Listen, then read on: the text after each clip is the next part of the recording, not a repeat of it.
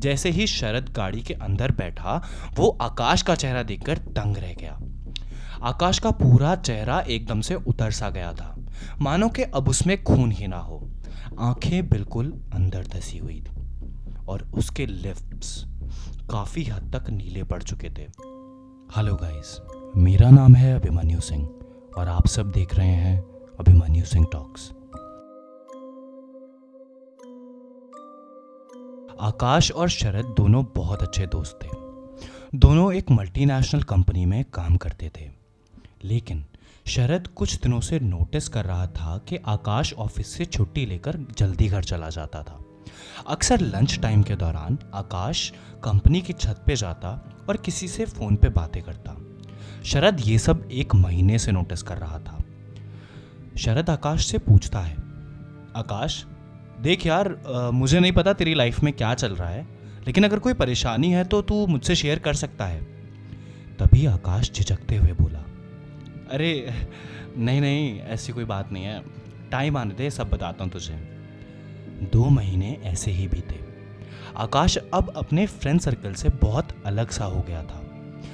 पूरे टाइम अपने फ़ोन पे ही रहा करता था। रात के 2 बज रहे थे। तभी शरद का फ़ोन रिंग होता है। शरद सोया हुआ था, लेकिन फ़ोन की तेज़ रिंगटोन की वजह से उसकी नींद टूट ही गई।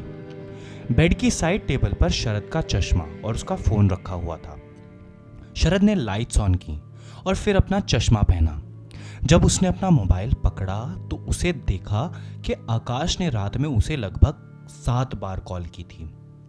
जब तक शरद आकाश का फ़ोन उठाता तब तक ये कॉल भी कट हो गई। शरद ने आकाश को कॉल किया और पहली ही रिंग पे आकाश ने फ़ोन उठा लिया। शरद शरद शरद मेरे भाई, अपने बैग्स पैक कर ले और ऑफिस में कल 15 दिन की लीव एप्लीकेशन डाल दे, तेरा भाई शादी कर रहा है। तभी शरद चौंकता हुआ बोला, बहुत चौंकता हुआ, लेकिन एकदम से, लेकिन तेरे लाइफ गोल्स, फाइनेंशियली सेटल होना, और तू जॉब चेंज करने की भी तो बात कर रहा था ना, तो फिर एकदम से शादी कहां से आ गई? आशीष हंसता हुआ बोला, अरे भाई तू तो पूरा सीआईडी ऑफिसर बन गया, इतने सवाल तो पुलिस भी अपने इंटरोगेशन में नहीं पूछती। टेंशन नहीं ले, बताता हूँ मैं सब कल सुबह ऑफिस मिल, और हाँ कल तू और मैं दोनों एक साथ लीव एप्लीकेशन डालेंगे। शरद रिप्लाई देता हुआ बोला, ठीक है डन। और ये कहकर आकाश ने फ़ोन काट दिया। अगली सुबह आकाश और शरद दोनों ऑफिस के बाहर मिले। बाकी सब तो ठीक था, लेकिन आकाश की हालत बहुत खराब लग रही थी। ऐसा लग रहा था जैसे वो कई दिनों से ठीक से सोया नहीं हो। आंखों के नीचे डार्क सर्कल्स, आंखें पूरी लाल, और उसका चेहरा पूरा पीला सा पड़ गया था, मानो कि उसके अंदर खून की कमी हो। शरद आकाश से पूछता है, भाई तू ठीक तो है? ऐसा बीमार बीमार सा क्यों लग रहा है? आकाश बोला, बीमार? मैं? नहीं नहीं, मैं तो एकदम फिट हूँ यार। वो सब छोड़, अंदर चलते हैं, जल्दी जल्दी लीव एप्लीकेशन डालकर निकलते हैं। शरद ने जवाब में अपना सर हिला दिया। दोनों 1 घंटे में अपनी ऑफिस बिल्डिंग से बाहर निकलते हैं। दोनों ऑफिस बिल्डिंग के सामने ही बनी पार्किंग में पहुंचते हैं और आकाश अपनी गाड़ी की कीज का बटन दबा के गाड़ी को अनलॉक करता है और दोनों उसमें बैठकर निकल जाते हैं। गाड़ी रुकती है। जैसे ही शरद गाड़ी से बाहर निकलता है, आकाश पीछे से बोला, सुन, बैग्स पैक कर लिए? ठीक है, अच्छे से बैग पैक कर लियो, नहीं तो 1 घंटे में बैग पैक कर ले। मैं ठीक 1 घंटे में तुझे पिकअप करने आऊँगा। तैयार मिलना, और हाँ शादी के लिए कुछ अच्छा सा रखना, ठीक है, पहनने के लिए, आखिर तू ही तो मेरा एक लौता दोस्त है। ये कहकर आकाश मुस्कुराया और अपनी गाड़ी स्टार्ट करके वहाँ से अपने घर की तरफ निकल गया। 1 घंटा हुआ। आकाश उसके कहे मुताबिक टाइम पर आ गया था। शरद भी वहीं खड़ा उसका वेट कर रहा था। शरद के आगे आके गाड़ी रुकी। जैसे ही शरद गाड़ी के अंदर बैठा, वो आकाश का चेहरा देखकर दंग रह गया। आकाश का पूरा चेहरा एकदम से उतर सा गया था, मानो कि अब उसमें खून ही ना हो। आंखें बिल्कुल अंदर धसी हुई थी और उसके लिप्स काफी हद तक नीले पड़ चुके थे। शरद को आकाश को देखकर ऐसा लग रहा था, ऐसा ख्याल आ रहा था कि वो ज़ॉम्बी हो। उसकी हालत वैसी ही होती जा रही थी। शरद थोड़ा कंसर्न दिखाते हुए बोला, भाई आकाश, तुझे हो क्या गया है? तू बिल्कुल भी ठीक नहीं लग रहा है, जरा देख एक बार शीशे में अपनी शक्ल, क्या हाल भरा रखा है तूने।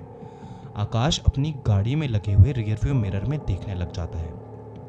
जैसे ही वो खुद को देखता है, उसके चेहरे से साफ पता चल रहा था कि वो काफी परेशान हो गया खुद की हालत को देखकर, जिसे वो इतने टाइम से ओवरलुक कर रहा था। लेकिन वो शरद को ये सब नहीं दिखाना चाहता था, तो इसी वजह से उसने बात को घुमाते हुए कहा, अरे यार वो सब छोड़, तू ये बता कि तूने शादी लायक अच्छे कपड़े तो रख लिए ना, मेरी तरफ से बस तू ही होगा वहाँ।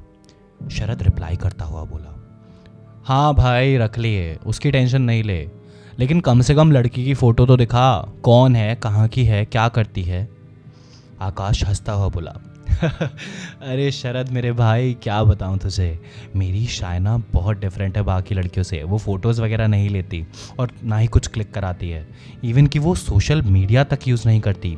तू ही बता आजकल कहाँ मिलती हैं ऐसी लड़कियाँ। I consider my self very lucky भाई। शरद को ये सब सुनकर बहुत अजीब लग रहा था। उसने आकाश से कुछ तो कहा नहीं, लेकिन वो अपने मन ही मन में सोचने लगा कि आजकल के टाइम में हर जगह इंटरनेट के थ्रू चीज़ें होती हैं, ना चाहते हुए भी हम लोग सोशल मीडिया का यूज़ कर ही लेते हैं। लेकिन ये आकाश जिस लड़की के बारे में बात कर रहा है वो रियली में ऐसी है? I doubt it very strongly. Sharad यही सब सोच रहा था, तभी उसने पूछा कि भाई ये तो बता कि हम जा कहाँ रहे हैं। पता नहीं क्यों, लेकिन आकाश शरद को कुछ भी डिस्क्लोज नहीं कर रहा था। आकाश उसे बोला, भाई तू थोड़ा सो जा, जब हम पहुंच जाएंगे मैं तुझे उठा दूंगा, फिक्र नहीं कर। शरद बैठे बैठे वैसे भी थक गया था। शरद ने कुछ टाइम के लिए एक नैप लेना ही ठीक समझा। गाड़ी के तेज हॉर्न से शरद की आंख खुलती है। अंधेरा हो चुका था। तभी आकाश गाड़ी एक झटके के साथ हाईवे के बीचों बीच रोक देता है। शरद भी एकदम से चौकन्ना हो जाता है। उसे लगा कि शायद कोई जानवर वगैरह सामने आ गया होगा, इसलिए आकाश ने गाड़ी एक झटके से रोकी है। शरद आकाश की तरफ देखता हुआ बोला, भाई क्या हुआ, गाड़ी क्यों रोक दी एकदम से। लेकिन आकाश किसी पुतले की तरह वहां बैठा था, ना पलके झपका रहा था और ना कुछ बोल रहा था। जैसे ही शरद ने आकाश को उसके कंधे से पकड़ के हिलाया, आकाश का सर किसी मुर्दे की तरह गिरता हुआ स्टीयरिंग व्हील पर जाकर लगा और वैसे का वैसे ही रहा। शरद ये देख एकदम खौफ में आ गया था। उसे लग रहा था कि आकाश उसके साथ शायद कोई मजाक कर रहा है। वो आकाश को बार बार कहने लगा, भाई देख अगर कोई मजाक है तो प्लीज अब मत कर, आकाश। लेकिन आकाश की बॉडी में कोई हलचल नहीं थी। शरद ने डरते हुए अपना हाथ आगे बढ़ाया और आकाश की नेक यानी गर्दन से सटाकर बिल्कुल थोड़ा सा उसको दबाया। जैसे ही 2 सेकंड हुए, शरद एकदम से पीछे हट गया।